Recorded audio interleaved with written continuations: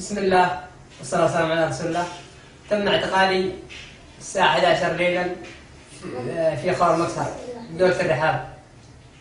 وعندما كنا في اتجاهنا على العريش وقفتنا نقطة الأمن المركزي، ثم طلبوا منا البطاقات الشخصية، وقلت لهم تكون عندي بطاقة شخصية.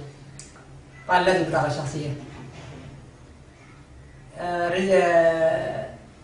فتشت الجيب، أعطيتهم البطاقة الشخصية، فقالوا هذا هو حسين الحدي الذي يغني بالحراك الجنوبي والذي يعمل شوشرة علينا. نزلوني، حطوني بالشاص، ودوني على العرش. أول شيء هناك قاموا بدفس راسي بالأرض، ثم اعتدوا عليها بالضرب المبرح.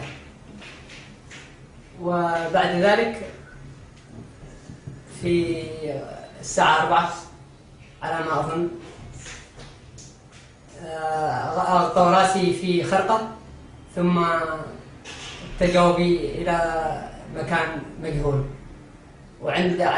لكي لا أحس في الطريق قاموا بالضرب علي، وتعورت قليل في رقبتي، لا بأس فيها، يعني مش ذاك الألم الكثير، ولكن الألم الكثير هو في أضلعي اليسار واليمين من أعقاب البنادق، وكذلك كسر في مرفق يدي، الكوع حق يدي اليمنى. هذا اللي صار معي كمختصر.